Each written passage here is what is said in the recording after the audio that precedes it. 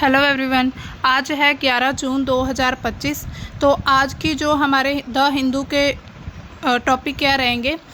पहला हमारा टॉपिक होगा जनसंख्या में बदलाव, मतलब जनसंख्या को लेकर जो आंकड़े सामने आए हैं, भारत में जनसंख्या जो बढ़ रही है या कम हो रही है, इसके बारे में हम देखेंगे। दूसरा होगा एनसीईआरटी जो पाठ्य पुस्तक हैं, टेक्स्ट बुक्स, उनमें चेंजेस किए गए हैं। कुछ ऐसे चैप्टर्स हैं जो हटा दिए गए हैं और उस पर विवाद छिड़ा हुआ है।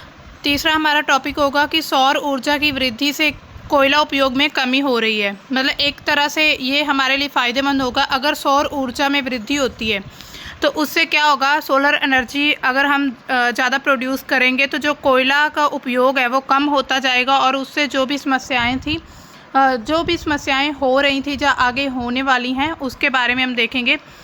तो पहला हमारा जो टॉपिक है, India's population hits 146.39 crore UNFPA, United Nations population fund की एक रिपोर्ट आई है। उसने बताया है कि जो इंडिया की पॉपुलेशन है वो 146.39 करोड़ हो चुकी है।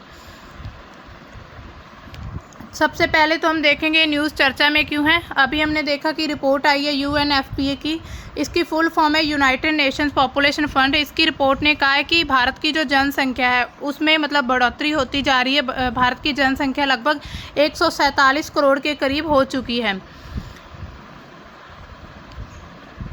अब इस रिपोर्ट के जो प्रमुख बिंदु हैं, मतलब जो इम्पोर्टेंट पॉइंट्स क्या क्या हैं।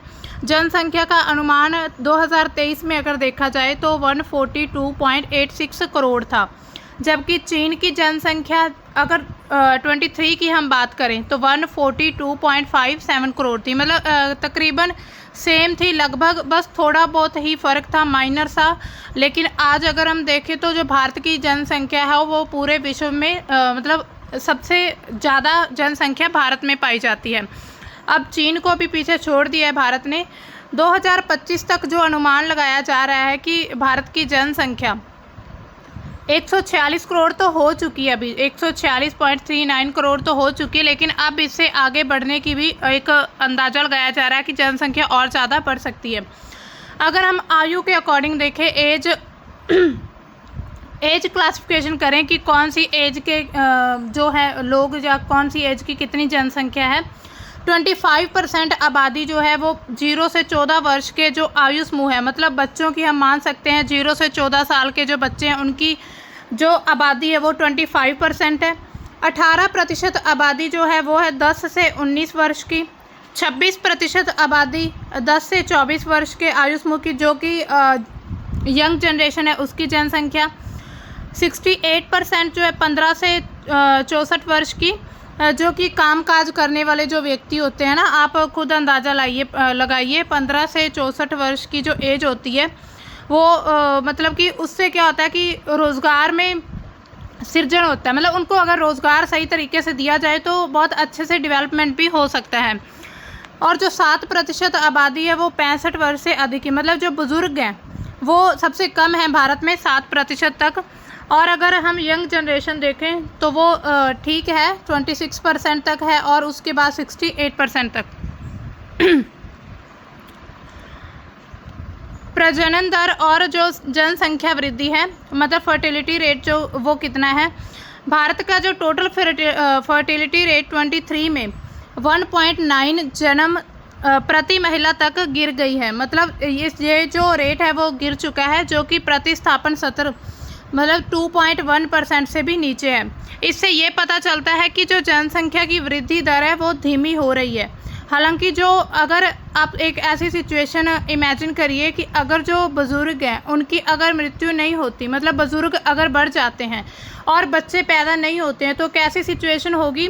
बहुत बड़ी मतलब गंभीर सिचुएशन बन सकती है, क्योंकि जो बुज़ुर्ग होंगे वो तो किसी कामकाज के मतलब कर नहीं सकते किसी क्षेत्र में, वो इतनी अच्छी डेवलपमेंट तो होगी नहीं उनसे। तो अगर उसी तरह यंग जनरेशन नहीं बढ़ेगी तो जो किसी भी देश का जो विकास होगा वो नहीं हो पाएगा। वैश्विक संदर्भ में अगर हम देखें तो पूरे विश्व में 2024 में औसत प्रजनन दर 2.3 जन्म प्रति महिला है, जो कि 1990 की तुलना में 1 बच्चे से कम है। मतलब जो 1990 की अगर हम कंपेयर करें 2024 से, तो आज की जो जन्म दर है ना, जो फर्टिलिटी रेट है वो 1 बच्चा कम है। मतलब कि फर्टिलिटी रेट अभी भी कम है। जो शहरी क्षेत्र हैं उनमें जो जनसंख्या की जो वृद्धि है, मतलब कि जो फर्टिलिटी रेट है, जो बच्चे के पैदा होने की जो रेट है वो कम है शहरी क्षेत्रों में, और जो ग्रामीण क्षेत्र है उसमें ज़्यादा है। आपने देखा ही होगा अपने आसपास या किसी गांव में या शहर में कि जो गांव में होता है वो बच्चे, मतलब एक घर में बच्चे बहुत ज़्यादा होते हैं।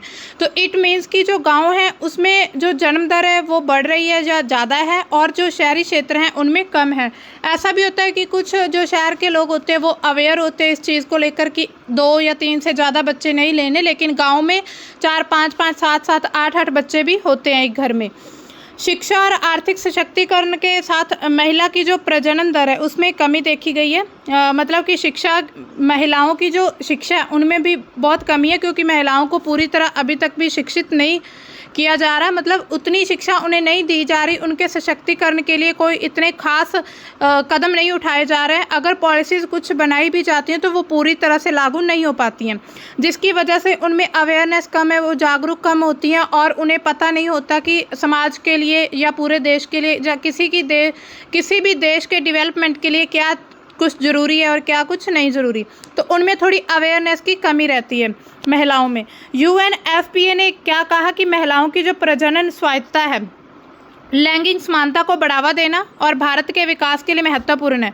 मतलब अगर उनके जो प्रजनन को लेकर, उनकी जो फर्टिलिटी को लेकर अगर उन्हें अवेयर कर दिया जाए तो ये किसी भी देश के विकास के लिए बहुत अच्छा हो सकता है। UNFPA क्या है? यूनाइटेड नेशंस पॉपुलेशन फंड है। ये एक यूनाइटेड नेशंस, आपने सुना होगा, उसका एक बहुत ही महत्वपूर्ण एक सहायक अंग है उसका।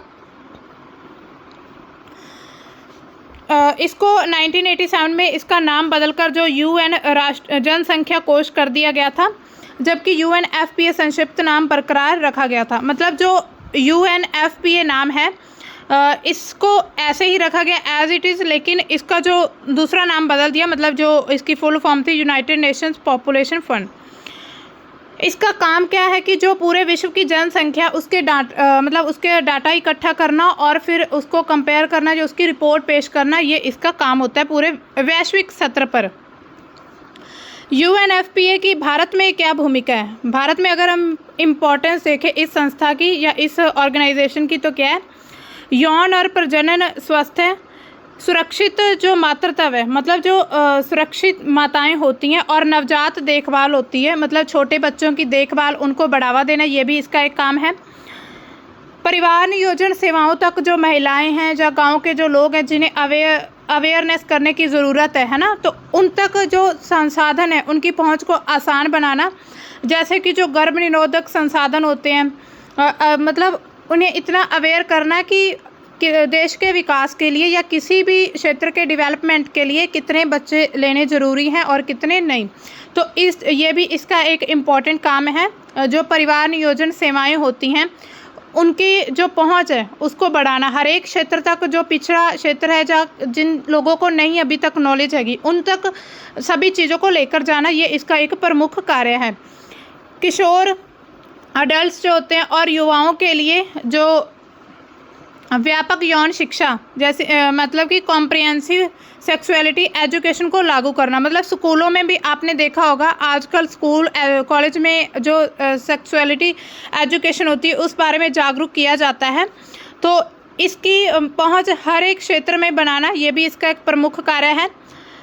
जो लैंगिक समानता है, मतलब लिंग में जो समानता है, कोई भेदभाव ना हो, जो मतलब बैलेंस है गर्ल्स और बॉयज़ का, जो बैलेंस है उसको बरकरार रखना। ऐसा ना हो जाए कि अगर गर्ल्स कम हो गई, बॉयज़ बढ़ गए तो क्या होगा, फिर शादी, मतलब बॉयज़ शादी किससे करेंगे। तो ऐसी सिचुएशन अभी चाइना में बन चुकी है। वहाँ पर जो लड़कियाँ हैं वो बहुत कम हैं और फिर लड़कियों की जो तस्करी है वो दूसरे देशों से की जा रही है। तो वहाँ पर एक ऐसी सिचुएशन हो चुकी है कि लड़कियाँ का जो जन्म दर है वो बहुत कम है और जो लड़के हैं वो बहुत ही ज़्यादा कुंवारे हैं। मतलब कि जो लड़के हैं उनकी जनसंख्या जो लगातार उनमें वृद्धि होती जा रही है और लड़कियों की जनसंख्या कम होने से वो बैलेंस नहीं बन पाएगा। तो इसी तरह से लिंग समानता करना ये भी इसका एक प्रमुख कार्य है। जैसे क्या होता है, ऐसे भी हो जाता है कि भारत में बहुत सी ऐसी कुरीतियाँ प्रचलन थी जिसमें बाल विवाह कर दिया जाता था और उसके साथ ही कन्या भ्रूण हत्या जैसी, लेकिन अभी हालांकि कम है, लेकिन फिर भी कुछ क्षेत्रों में ये ऐसी समस्याएं देखने को मिलती हैं। महिला जननांग विकृति जैसे हानिकारक प्रथा, उनको समाप्त करने के लिए अभियान चलाना, ये भी UNFPA का एक कार्य है। महिलाओं और लड़कियों को उनके प्रजनन यौन स्वास्थ्य संबंधी जागरूक करना, उनके अधिकारों के बारे में उन्हें अवेयर करना, जो उन्हें नॉलेज नहीं होती है उसके बारे में बताना। जनसंख्या का डाटा इकट्ठा करना और नीतियां बनाना। जनसंख्या का डाटा जो भारत सरकार ने को देना, मतलब UNFPA ने अभी जो डाटा सामने रखा है, रिपोर्ट पेश की है, तो उसमें भी उसने बताया है कि 146.39 करोड़ कुछ जनसंख्या हो चुकी, लगभग 147 करोड़ हम पहुंचने वाले हैं। ठीक है, तो जनसंख्या सर्वेक्षण करना, उसका सर्वे करना, फिर डाटा विश्लेषण में सहायता प्रदान करना, तो ये सभी इसके कार्य हैं। जो सस्टेनेबल डेवलपमेंट गोल्स हैं, जो है ना UN के जो गोल्स हैं, उनके लिए डाटा संचालित नीतियों को बढ़ावा देना कि ऐसी नीतियां बनाई जाएं जो कि ये डेवलपमेंट गोल्स है वो पूरे किए जा सकें। विशेष रूप से जो तीसरा गोल है SDG, थर्ड है जो स्वास्थ्य को लेकर, 4 है शिक्षा को लेकर और 5 है लिंग समानता को लेकर, मतलब लैंगिक समानता देखी जाए। अब देखिए UNFPA की जो 2025 की रिपोर्ट है, वर्ल्ड पॉपुलेशन रिपोर्ट, उसमें अगर देखा जाए पूरे वर्ल्ड की ये रिपोर्ट है, पूरे विश्व में 20% जो प्रजनन आयु के वयस्क अपनी इच्छित संख्या में बच्चे पैदा करने में असमर्थ है। मतलब कि जितने बच्चे पैदा होने चाहिए उतने बच्चे वो पैदा नहीं कर पा रहे हैं। 20% ऐसी जनसंख्या। 31% लोग जो हैं उन्होंने अनपेक्षित गर्भधारण का अनुभव किया, मतलब कि जो उन्हें नहीं भी बच्चा चाहिए तो फिर भी उन्हें जैसे गर्भधारण जैसी समस्याएं देखने को मिल रही हैं। 31% लोग ऐसे हैं। 39% लोग ऐसे हैं कि उन्होंने जो वित्तीय सीमाएं हैं, मतलब कि परिवार नियोजन की जो इच्छा है, उनको प्रभावित करती हैं। तो 39% लोग ऐसे हैं। तो ये पूरे विश्व के अकॉर्डिंग ये डेटा दिया गया है UNFPA की रिपोर्ट में। अगर भारत में जनसंख्या बढ़ जाती है तो उसके पूरे विश्व पर क्या प्रभाव पड़ेंगे? अगर जो रिपोर्ट आई है उसके अकॉर्डिंग अंदाज़ा लगाया जाए तो 2050 तक वैश्विक जनसंख्या वृद्धि का अधिक हिस्सा 8 देश में पाया जाएगा, जिसमें भारत भी शामिल है। 8 देश में आप समझ सकते हैं कौन कौन हो सकता है। चाइना भी होगा और भारत भी ज़रूर होगा। मतलब एशिया जो कॉन्टिनेंट है ना, उसमें जनसंख्या बहुत ज़्यादा पाई जाती है। भारत की विशाल और जो युवा आबादी है, मतलब जो यंग जनरेशन है ना, वो वैश्विक दक्षिण यानी कि ग्लोबल साउथ का नेतृत्व करने की स्थिति में लाती है। जैसे कि G20 मंचों पर इस चीज़ का जिक्र किया जाता है। जो बेरोज़गारी और महिलाओं को कम आमदनी देना है ना, ऐसी जो चुनौतियां हैं, जनसंख्या का लाभ होगा उसको कम किया जाएगा। अगर मान लीजिए जनसंख्या बढ़ जाती है, मान लीजिए जनसंख्या बढ़ती है लेकिन मतलब बैलेंस होती है, तो अगर जो बेरोज़गारी जनसंख्या बढ़ेगी लेकिन उन्हें कोई रोज़गार नहीं दिया जाएगा, तो इसका मतलब क्या होगा कि लोग फिर बच्चे पैदा करने ही बंद कर देंगे, क्योंकि उन्हें पता है कि एक समय ऐसे आएगा कि हमें कोई रोज़गार नहीं मिलेगा, हम खाना कहाँ से खाएंगे, तो हमारी जो बुनियादी ज़रूरतें वो कहाँ से पूरी की जाएंगी। तो इसी तरह से जो ऐसी कुछ चुनौतियाँ आती हैं, बेरोज़गारी होगी, जो महिलाओं को कम आमदनी दी जाती है कुछ क्षेत्र में, तो ऐसे में क्या होगा कि जो प्रजनन दर है वो कम होगी और भारत में कुछ ऐसी सिचुएशन बन जाएगी कि जो युवा पीढ़ी है वो कम होगी, तो भारत का विकास अच्छे से नहीं हो पाएगा, क्योंकि विकास करने के लिए भी तो वही लोग चाहिए ना जो काम करने वाले हों।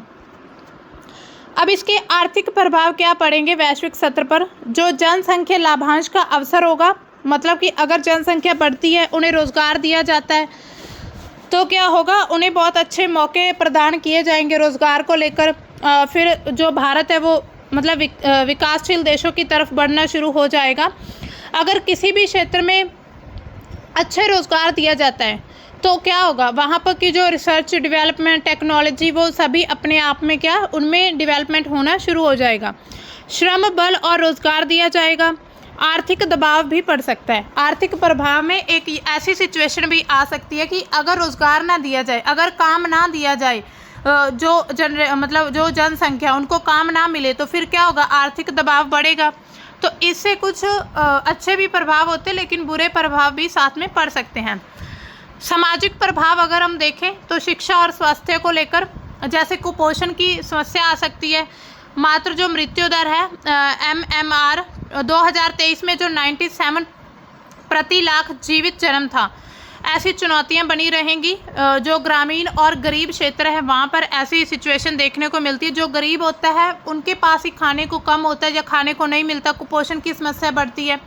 जो माता की मृत्यु दर है, मतलब कि अगर मान लीजिए कोई लेडी प्रेग्नेंट है, उनको अगर सही तरीके से जो सर्विसेज या उनका अच्छे से इलाज नहीं किया जा रहा, और है भी वो ग्रामीण क्षेत्र से जहाँ पर अच्छी सुविधाएं उपलब्ध नहीं है, कोई फैसिलिटी नहीं है, और ऊपर से वो गरीब है, तो ऐसे में क्या होगा कि माता की जो मृत्यु दर है वो बढ़ जाएगी। तो ऐसी चुनौतियाँ भी बढ़ सकती हैं। लैंगिक असमानता भी हो सकती है कि कहीं ऐसा हो जाए कि लड़के पैदा किए जा रहे हैं, लड़कियां का जन्म ही नहीं हो रहा है, तो ऐसे में क्या होगा, लैंगिक असमानता। शिक्षा और स्वास्थ्य को लेकर मतलब अगर ज़्यादा जनसंख्या हो जाएगी तो कुछ क्षेत्र ऐसे हैं जहां पर उन्हें हर एक व्यक्ति को शिक्षित करना बहुत मुश्किल हो सकता है। सामाजिक तनाव भी बढ़ेगा, जैसे कि पानी, भोजन और आवास जो बुनियादी ज़रूरतें हैं उन पर दबाव बढ़ता है।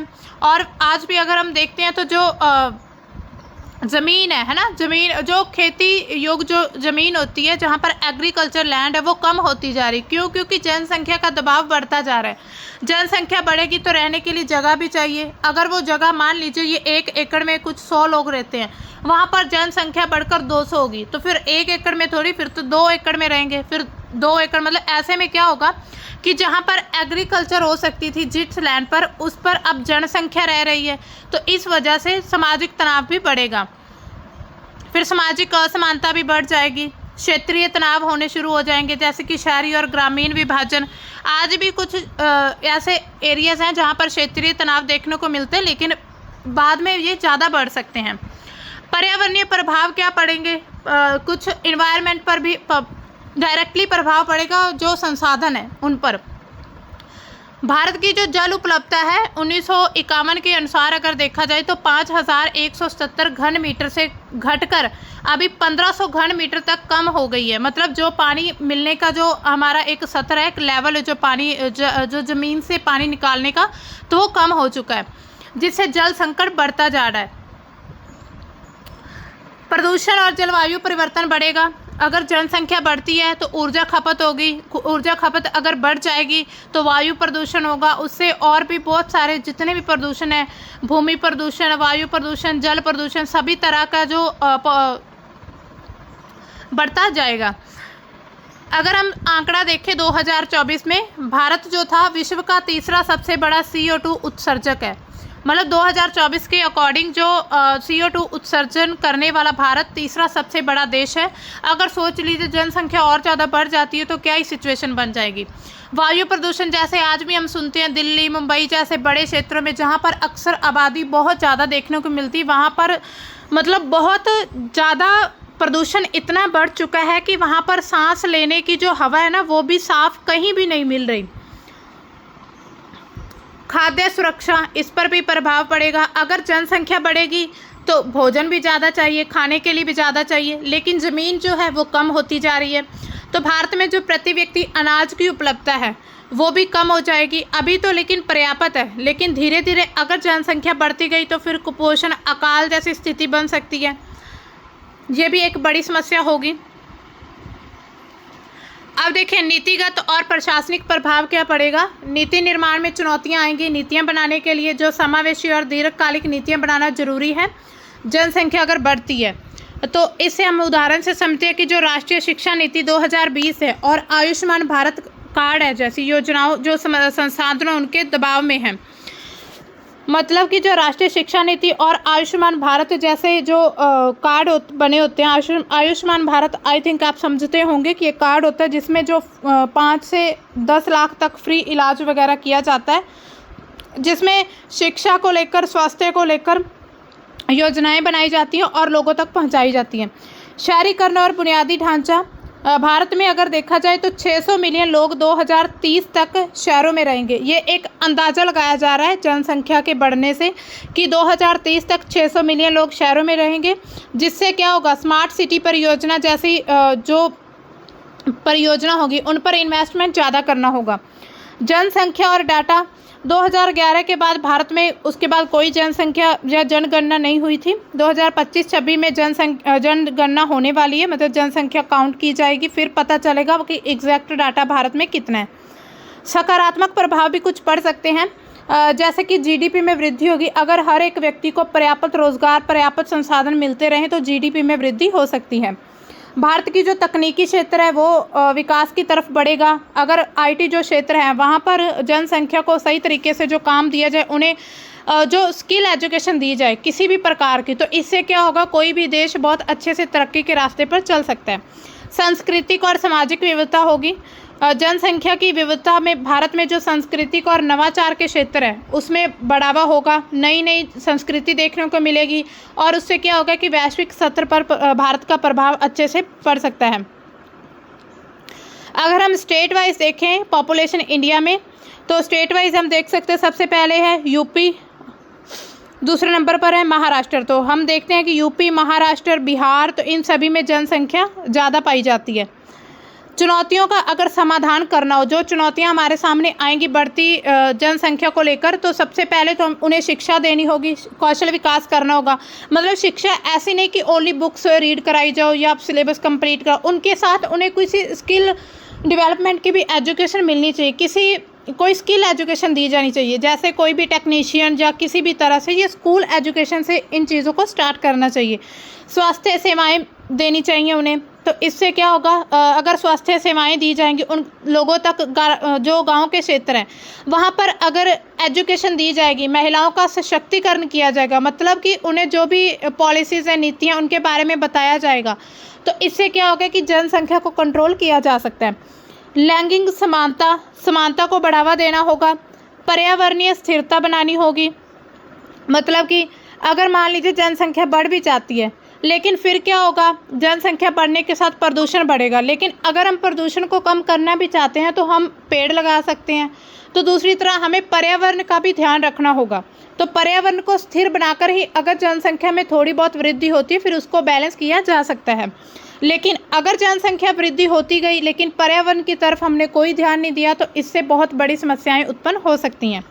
नीतिगत सुधार किए जा सकते हैं, जैसे कि जो परिवार नियोजन प्रणाली जो लागू की गई थी उनको हर एक क्षेत्र में पहुंचाने के लिए सुधार किए जाएं। उनको लागू करने के लिए एक मतलब स्ट्रिक्ट जो दिशा निर्देश दिए जाने चाहिए कि इन जो पॉलिसीज़ को, इन योजनाओं को, इन सुधारों को लागू करना है। अब देखिए इससे रिलेटेड एक क्वेश्चन है, 2011 की जनगणना के अनुसार उत्तर प्रदेश के किस जिले में जनसंख्या सबसे ज़्यादा है? तो ये यूपी के 4 जिले दिए गए, इलाहाबाद, आगरा, मुरादाबाद, गाज़ियाबाद। तो इसमें सबसे ज़्यादा जनसंख्या किस में देखने को मिली है? 2011 का ये सेंसस है, उसके अकॉर्डिंग इलाहाबाद में सबसे ज़्यादा जनसंख्या देखी गई है।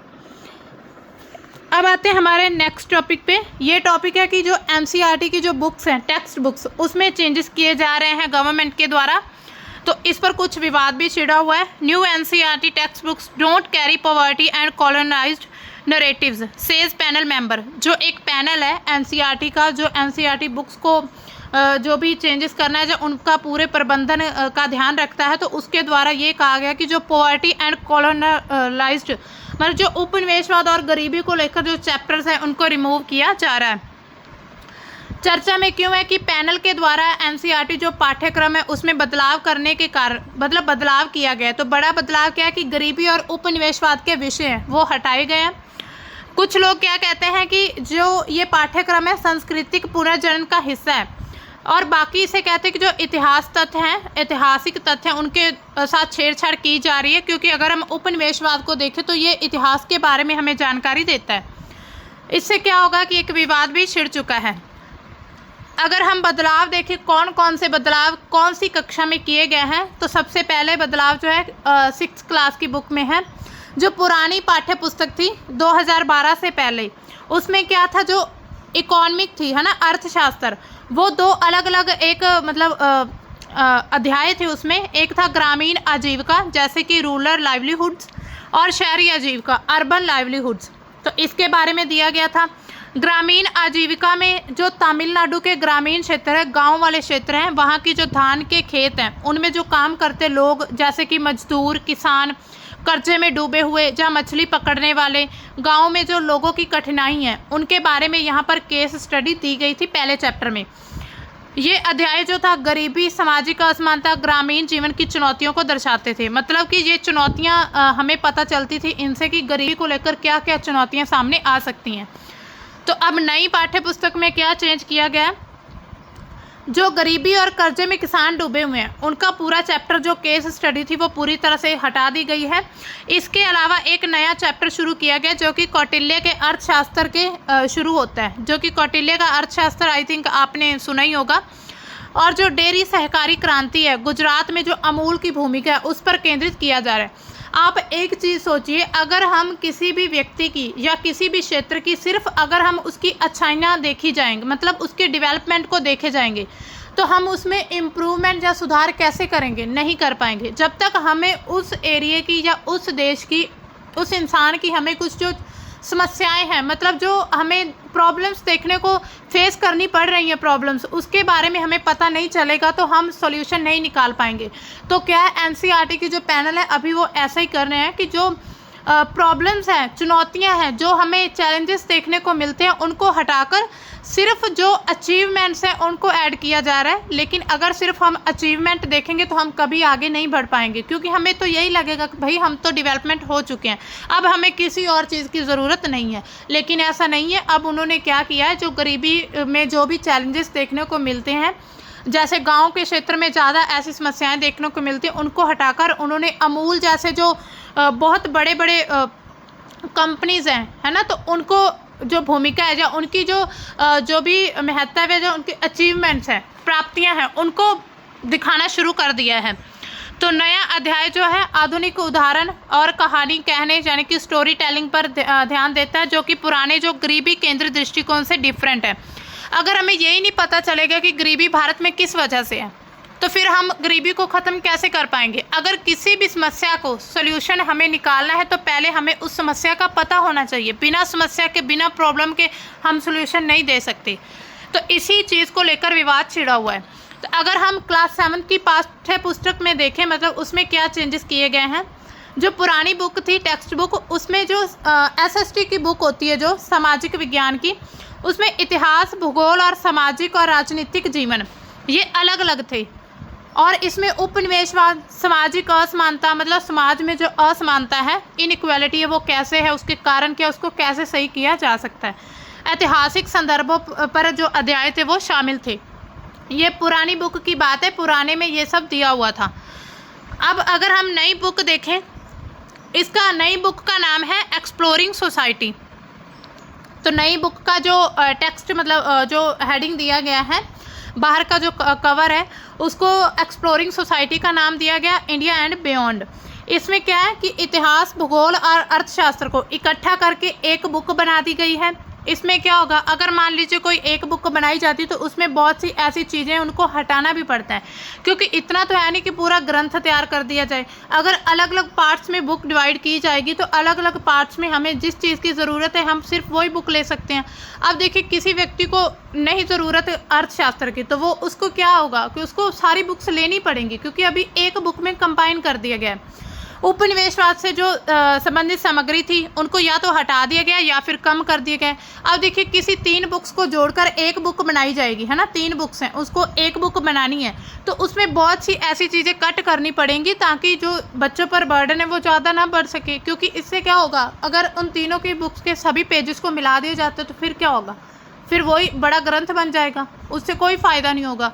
तो इसी तरह से बहुत बड़े बड़े चेंजेस किए जा रहे हैं। ये चेंजेस नॉर्मल नहीं है, क्योंकि ये जो भारत की जो एजुकेशन है ना, जो बच्चों को स्कूल लेवल पर जो शिक्षा दी जाती है, उनमें क्या होगा, फिर बच्चों को नॉलेज, इतनी कुछ खास नॉलेज नहीं मिल पाएगी।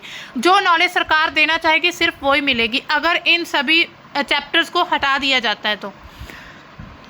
इसके अलावा जो मुग़ल और दिल्ली सल्तनत, वो भी पीछे विवाद छिड़ा था कि मुग़लों को हटाने की बात हो रही थी, उससे संबंधित जो सभी अध्याय थे, चैप्टर्स, वो भी हटा दिए गए हैं।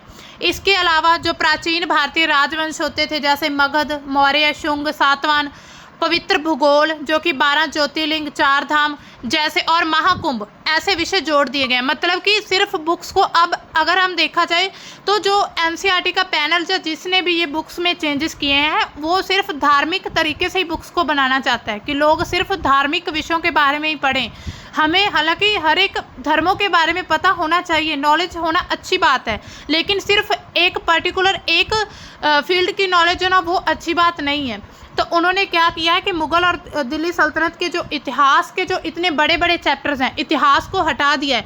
अब देखिए इतिहास से हमें क्या जानकारी मिलती है, कोई भी व्यक्ति जो अपने इतिहास में या पास्ट में गलतियां कर चुका है वो फ्यूचर में नहीं करेगा। तो जो गलतियां इतिहास में हम कर चुके थे उनके बारे में हमें जानकारी मिलती थी कि हमें ये गलती दोबारा नहीं करनी है। अब क्या है, अब हमारी गलतियों को ही हटा दिया गया है, मतलब कि हमारा इतिहास ही ख़त्म कर दिया गया है। तो उससे क्या होगा, हमें इतिहास के बारे में कुछ पता नहीं चल पाएगा कि इतिहास में क्या कुछ चल रहा था या फिर क्या कुछ हो रहा था, कौन सी नीतियाँ बनानी चाहिए हमें। तो इसके अलावा जो भी राजवंश थे सिर्फ उनको जोड़ा गया कि हाँ भाई बस भारत के जो लोग हैं ना, भारत के जो राजवंश राजा महाराजा, सिर्फ उनको ऐड करेंगे हम। उसके अलावा महाकुंभ, ये भी एक धार्मिक, चलो जोड़ना अच्छी बात है, अगर आपको ऐड करना ही था तो एक एक्स्ट्रा चैप्टर ऐड कर सकते थे, लेकिन इतिहास को हटाकर अभी सिर्फ अपनी अचीवमेंट्स को ऐड करना, ये आई थिंक मुझे नहीं लगता कि ये बहुत सही तरह से फैसला है। अर्थशास्त्र खंड में जो गरीबी हटाई गई है, गरीबी के जो कारण है, सामाजिक आर्थिक जो असमानता है, उसके पुराने अध्याय की तुलना में कम ध्यान दिया गया। मतलब जो पुराने अध्याय थे उसमें हमें पूरे जो भी अच्छे से जानकारी मिलती थी, लेकिन अब उससे हम कंपेयर करें तो बहुत कम जानकारी दी गई है नए बुक्स में। अब देखिए उपनिवेशवाद से जो संबंधित और विषय भी हटाए गए हैं। पिछले वर्षों की बात हो रही है, मतलब पिछले साल भी कुछ चेंजेस किए गए थे, लेकिन अब जो चेंजेस किए हैं वो बहुत बड़े लेवल पर किए जा रहे हैं। जो कक्षा 12th है, मतलब जो 12वीं क्लास की बुक है, उसमें 2023 में बदलाव किया गया था। इतिहास की जो पाठ्य पुस्तक थी उससे कॉलोनियल सिटीज़, मतलब कि उपनिवेशवाद जो शहर थे उनको हटा दिया गया था। Urbanisation, planning, architecture, understanding partition, politics, memories and experiences, ये सभी हटा दिए गए थे। तो आप खुद सोचिए, अगर अर्बनाइजेशन, प्लानिंग को हटा दिया जाएगा, आर्किटेक्चर को ही ख़त्म कर दिया जाएगा, मतलब हमें नहीं पता चलेगा कि हमारी कला क्या थी, इतिहास में हमारी संस्कृति और कला क्या थी, नहीं पता चल पाएगा। महात्मा गांधी और राष्ट्रवादी आंदोलन अध्याय से नाथूराम गोडसे को हिंदू चरमपंथी के रूप में वर्णित करने वाला हिस्सा भी हटा दिया गया। भाई जो सच्चाई थी ना उनको भी हटाया जा रहा है कि जो नाथूराम गोडसे है वो हिंदू चरमपंथी था, तो उसको जो एक चैप्टर था उसको उससे रिलेटेड जो नाथूराम गोडसे को लेकर तो उसको हटा दिया गया है। तो ये बदलाव मामूली नहीं है, ये बदलाव बहुत बड़े लेवल पर हो रहे हैं। कक्षा 11 में जो 2023 में बदलाव किया गया है, अर्थशास्त्र की जो पाठ्य पुस्तक थी उसमें इंडियन इकोनॉमिक डेवलपमेंट से गरीबी, बुनियादी ढांचे पर अध्याय जो थे वो हटा दिए गए। अगर किसी भी चीज़ का हमें बुनियादी ढांचा नहीं पता चलेगा, हम कभी भी आगे नहीं बढ़ सकते हैं। तो इसी तरह से वो चैप्टर्स हटा दिए गए हैं जिनकी हमें सबसे ज़्यादा ज़रूरत है। हटाने के कारण और तर्क क्या दिए जाते हैं, एनसीईआरटी क्या कहती है, उसका क्या दृष्टिकोण है, क्यों हटाए गए। उन्होंने कहा कि बदलाव जो है राष्ट्रीय शिक्षा नीति 2020 और राष्ट्रीय पाठ्यक्रम ढांचा 2023 के अनुरूप है। पाठ्यक्रम को भारतीय ज्ञान प्रणाली, इंडियन नॉलेज सिस्टम और विकसित भारत के दृष्टिकोण से के पॉइंट ऑफ व्यू से ऐड किया गया। वो कह रहे हैं कि अभी जो हमने नेशनल एजुकेशन पॉलिसी 2020 में लागू की है, इसको ध्यान में रखते हुए और जो नेशनल करिकुलम फ्रेमवर्क 2023 है उसको ध्यान में रखते हुए ये सारे चेंजेस किए गए हैं। भाई वो कह रही हमारा तो मतलब कि ये बिल्कुल हमारे लिए सही है। उन्होंने कहा कि इससे क्या होगा कि विकसित भारत के जो दृष्टिकोण है उसको दिखाया गया है बुक्स में। पैनल सदस्यों का दावा क्या है, सलाहकार परिषद के जो सदस्य हैं, जिसमें एक नाम है संजीव सान्यावाल, वो कहते हैं कि जो गरीबी केंद्रित कथानक है, मतलब कि जो पॉवर्टेरियन नरेटिव्स हैं उनको बढ़ावा देती थी पुरानी जो बुक्स थी, लेकिन जो आधुनिक उदाहरणें थी वो कम थी उसमें। तो इसी वजह से भाई मॉडर्न एजुकेशन को जोड़ा गया है। जो पुरानी एजुकेशन, जो हमारी संस्कृति उसके बारे में बताती थी, उनको ख़त्म कर दिया गया। तो यहाँ पर आप हाँ ये देखिए, ये है ये बुक्स जो हमने देखी थी SST की क्लास 7 की थी, जो exploring India, exploring society India and beyond. तो आप ये देख सकते हैं, इसका कवर कुछ ऐसा है। ये न्यू वाली बुक है। आलोचक क्या कहते हैं? आलोचकों का ये कहना है कि बदलाव जो है ऐतिहासिक तथ्यों को तोड़ मरोड़ कर पेश करते हैं। हिंदू राष्ट्रवाद की तरफ ये ज़्यादा फोकस किया जा रहा है, मतलब हिंदू राष्ट्रवाद बनाने की तरफ इसको बढ़ावा दिया जा रहा है। इसी वजह से बुक्स में ही चेंजेस किए जा रहे हैं, ताकि जो क्लास 6 से, अब आप खुद सोचिए 6 क्लास का बच्चा जो है, उसको जो आप पढ़ाएंगे ना वो सच मानेगा। आप कभी ये एक्सपीरियंस करिएगा कि जो बच्चे होते हैं ना, उनको जो टीचर या बड़े बोल देते हैं वो सच मान लेते हैं। तो इसी वजह से जो 6 क्लास का बच्चा है, उनको जो पढ़ाया जाएगा, जो दिखाया जाएगा, जो समझाया जाएगा, वही सिर्फ उसके माइंड में जाएगा। अगर उसको सिर्फ हिंदू के बारे में ही पढ़ाया जाएगा तो सिर्फ हिंदू की तरफ ही उसका झुकाव होगा। उसको नहीं पता चल पाएगा कि बाकी जो धर्म है, मुस्लिम, सिख, ईसाई, वो धर्म क्या है या उनकी क्या इम्पोर्टेंस है। तो सभी के जो मतलब सभी धर्मों के जो दिशा निर्देश, जो भी इंस्ट्रक्शंस वगैरह होती है, वो नहीं पता चल पाएंगी। तो इसी तरह से क्या होगा, उसका दायरा सिर्फ हिंदू राष्ट्रवाद की तक ही सीमित रह जाएगा। तो जो आलोचक है वो इसी चीज़ का तर्क देते हैं कि जो हिंदू राष्ट्रवाद की तरफ फोकस किया जा रहा है। उन्होंने ये भी कहा है कि जो उपनिवेशवाद और सामाजिक असमानता जैसे विषय को हटाने से जो स्टूडेंट्स हैं, उनके जो इतिहास है उसकी समझ नहीं पता चलेगी। बिल्कुल ये बात सही है कि अगर हम जो सामाजिक असमानता है उसके कारण को हटा देंगे तो फिर हम उसको ख़त्म कैसे करेंगे, क्योंकि किसी भी प्रॉब्लम को सॉल्यूशन करने के लिए पहले हमें उसका कारण पता होना ज़रूरी है। तो ये आलोचकों का कहना है। अब देखिए इसका नामकरण और सांस्कृतिक बदलाव क्या किए गए हैं। नई पाठ्य पुस्तक के जो हेडिंग, मतलब फ्रंट पेज होता है, उसमें भारतीय संगीत वाद्य यंत्र जैसे कि मृदंग, वीणा और राग जिसमें मल्हार और ख्याल इस पर आधारित है, जिसे NCERT ने औपनिवेशीकरण से मुक्ति का हिस्सा बताया। उन्होंने कहा कि हम भाई डीकोलोनाइजेशन कर रहे हैं, मतलब कि औपनिवेशीकरण से मुक्ति पा रहे हैं हम। अब अगर देखा जाए बुक्स में आप कितनी भी मुक्ति पा लो, लेकिन जो रियलिटी है वो रियलिटी ही रहेगी।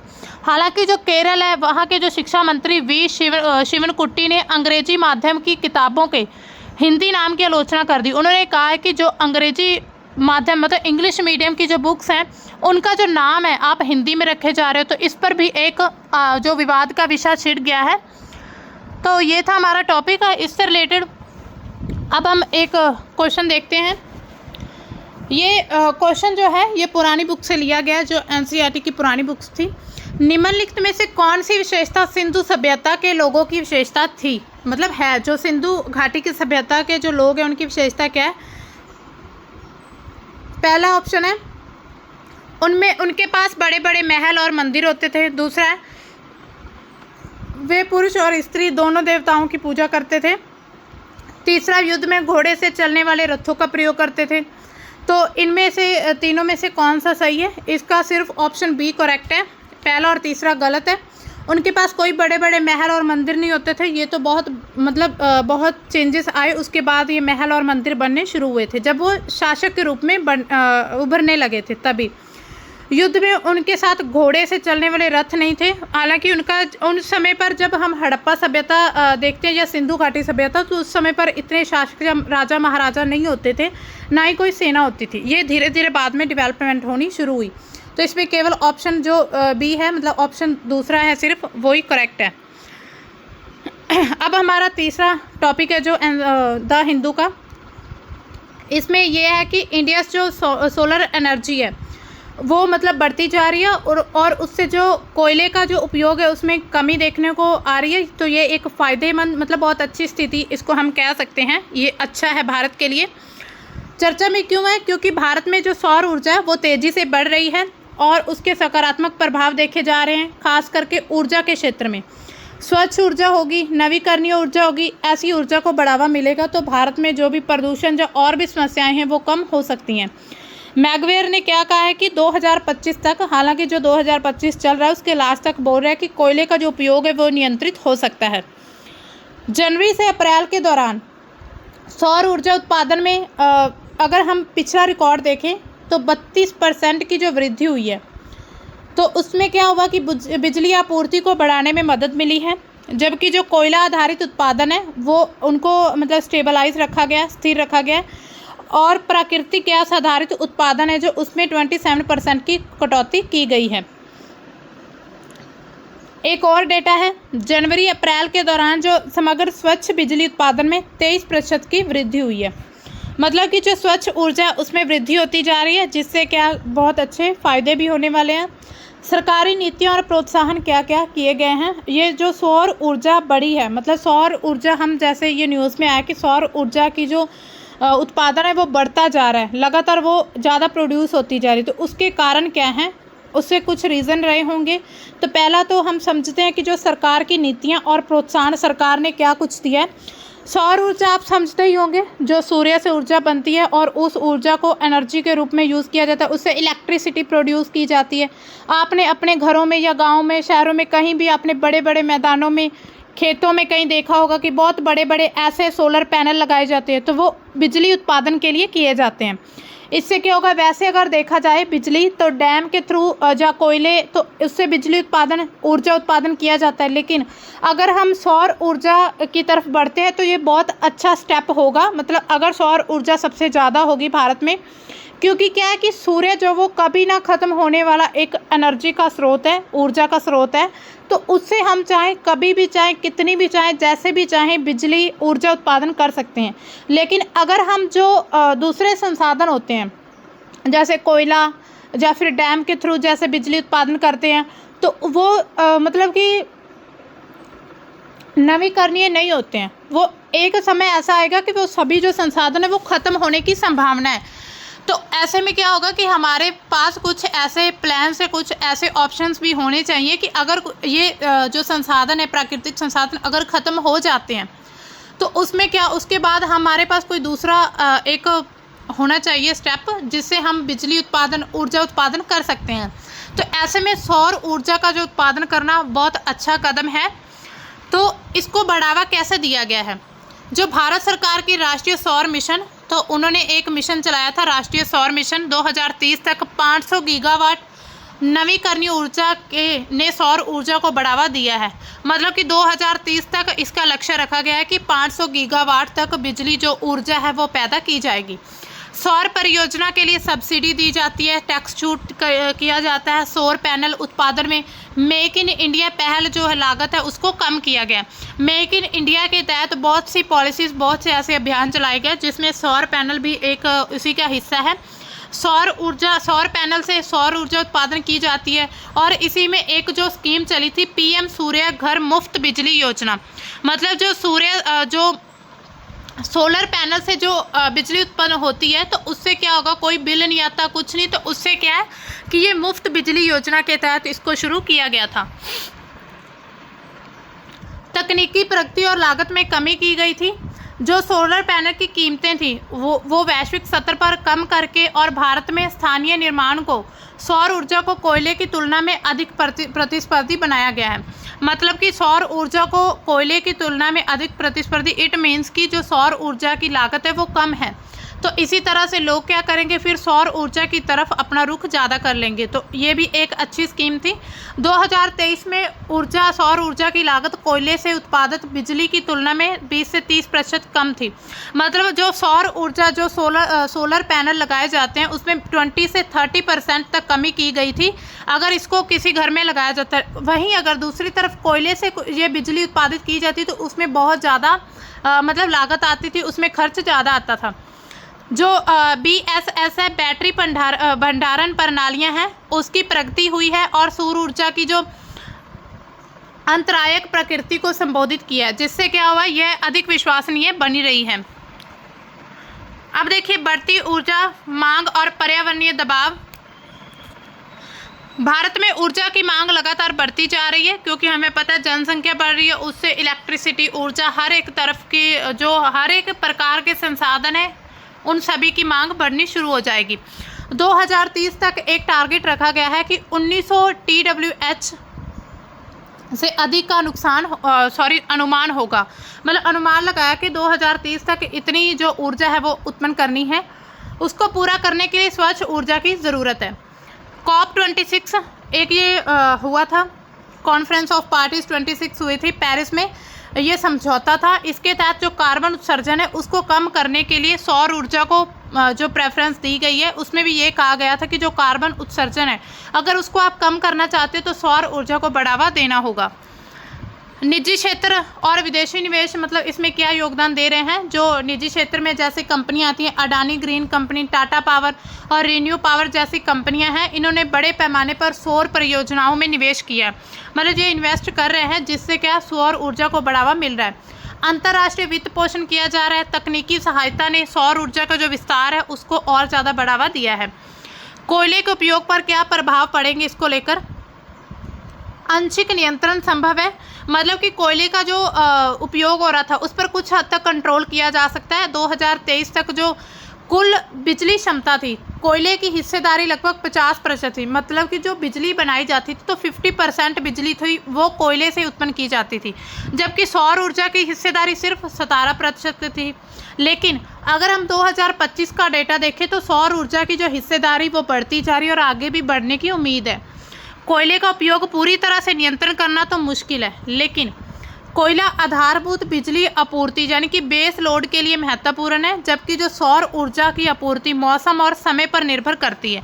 क्योंकि सौर ऊर्जा तो तभी उत्पन्न की जाएगी जब सूर्य अपनी ऊर्जा अच्छे से देगा, मतलब जब सूर्य निकलेगा। और जब मौसम खराब होगा या सूर्य नहीं आएगा तो उससे जो सोलर पैनल है वो वर्क नहीं कर पाएंगे और बिजली नहीं उत्पन्न होगी। तो ग्रिड स्थिरता और ऊर्जा भंडारण की सीमाएं हैं। ऊर्जा को विकल्प बनाने में एक बाधक है। मतलब ग्रिड स्थिरता जो है, ऊर्जा भंडारण की सीमाएं हैं। तो पूरी तरह से तो हम ये नहीं कह सकते कि पूरी तरह से सौर ऊर्जा पर निर्भर हो जाएं, क्योंकि ऐसा नहीं हो, संभव ही नहीं है ऐसा। क्योंकि मौसम की स्थिति को देखते हुए, समय को देखते हुए तो ऐसी बहुत सी समस्याएं आ सकती हैं आगे भी। लेकिन इतना है कि जो हम कोयले पर कम निर्भर रहें, ताकि जो भी अगर हम कोयले पर बहुत ज़्यादा निर्भर हो जाएंगे तो एक समय ऐसा होगा कि कोयला ख़त्म हो जाएगा, फिर हमें जो ज़रूरत के लिए कोयला चाहिए वो भी नहीं मिलेगा। तो इसी तरह से इस चीज़ को ध्यान में रखते हुए ये पहल की गई है सोलर पैनल की। वृद्धि में कमी की संभावना की जा रही है। जो केंद्रीय विद्युत प्राधिकरण है, मतलब जो इलेक्ट्रिसिटी प्राधिकरण है, उसके अनुसार अगर जो कोयले की खपत है उसमें वृद्धि दर वो कम हो सकती है। मतलब कोयले का जो कंजप्शन रेट है वो कम हो सकता है। 2030 तक कोयले की मांग में 40% तक वृद्धि का अनुमान है। लेकिन अगर सौर ऊर्जा की तेज़ी, अगर मतलब सौर ऊर्जा की तरफ ज़्यादा ध्यान दिया जाता है तो ये जो कोयले की मांग थी उसको कम किया जा सकता है। क्षेत्रीय और औद्योगिक निर्भरता होगी। कोयले पर जो उद्योग आधारित है जैसे कि स्टील और सीमेंट उद्योग हैं, ग्रामीण क्षेत्रों में सौर ग्रिड की सीमित पहुंच कोयले के उपयोग को बनाए रखती है।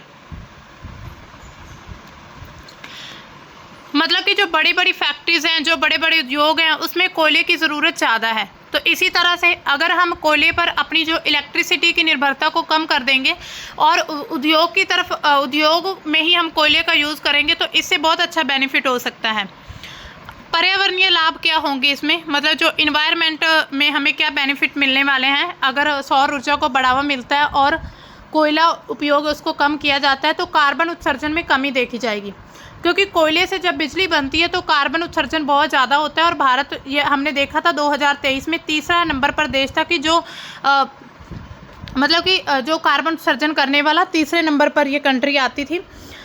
सौर ऊर्जा की जो हिस्सेदारी अगर बढ़ेगी तो ग्रीन हाउस गैस उत्सर्जन कम होगा, जो कि पेरिस समझौते में हुआ था। अभी हमने देखा COP29 में जो एक फैसला लिया गया था, सॉरी COP26 है, हाँ, COP26 में ये ध्यान दिया गया था कि सौर ऊर्जा को बढ़ावा दिया जाए जिससे कार्बन उत्सर्जन में कमी करी जा सकती है।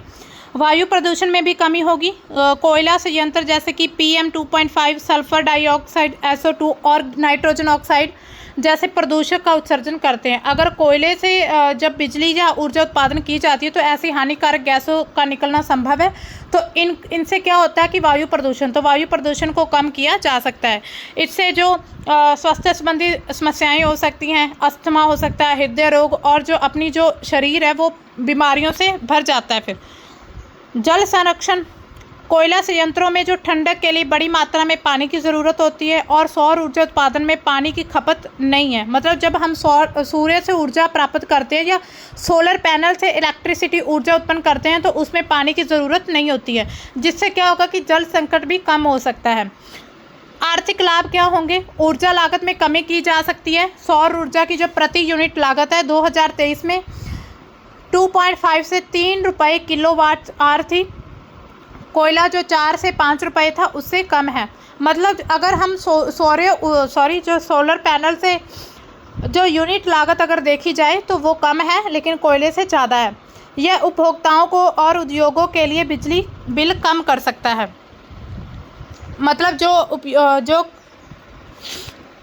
कंज्यूमर्स है ना, जो हम मतलब कंजप्शन करते हैं, तो उससे क्या होगा कि बिजली बिल कम आएगा, उद्योगों में भी कम आ सकता है। अगर कहीं जगह पर सोलर पैनल लगाया भी जाता है तो उससे क्या होगा, बिजली का जो बिल होता है वो कम आता है।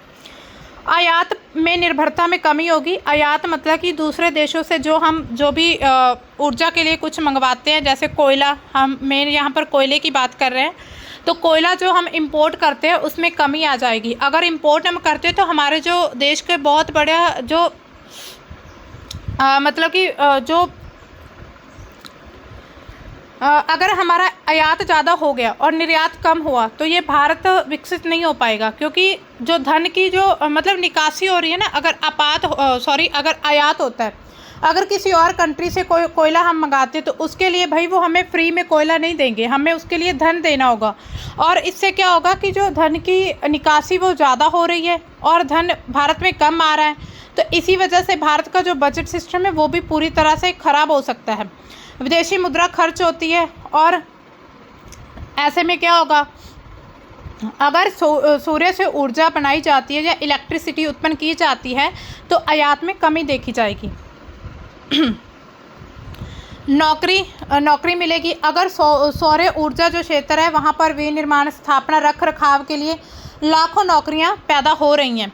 2023 में सौर क्षेत्र में 2 लाख जो रोज़गार थे वो 2 लाख लोगों को रोज़गार दिया गया था।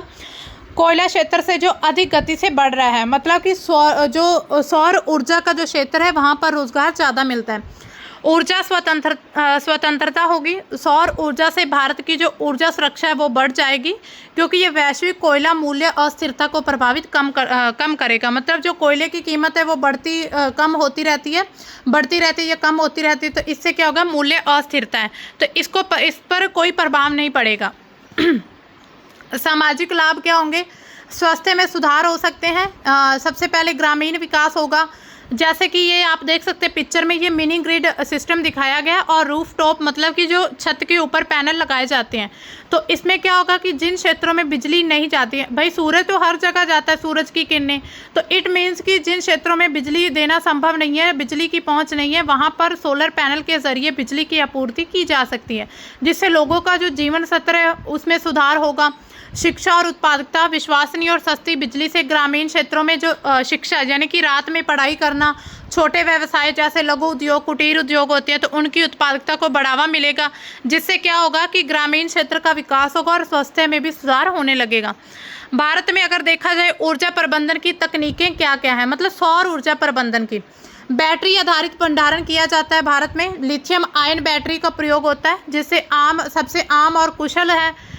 उच्च ऊर्जा घनत्व और लंबी आयु के कारण इसको यूज़ किया जाता है। भारत में अगर अधिक सौर परियोजना देखें, लिथियम आयन बैटरी का उपयोग करती हैं। तो जो सौर ऊर्जा अगर हम देखते हैं इलेक्ट्रिक व्हीकल, तो उसमें भी लिथियम बैटरी का उपयोग किया जाता है। फ्लो बैटरी, लंबी अवधि के भंडार के लिए ऐसी बैटरी का यूज़ किया जाता है। भारत में इसका अभी तक पूरी तरह से इसको यूज़ नहीं किया जा रहा, सिर्फ लिमिटेड इसका यूज़ हो रहा है। लेड एसिड बैटरी सस्ती लेकिन कम कुशल होती है और छोटी आयु, मतलब थोड़े समय के लिए ये ऊर्जा स्टोर कर सकती है।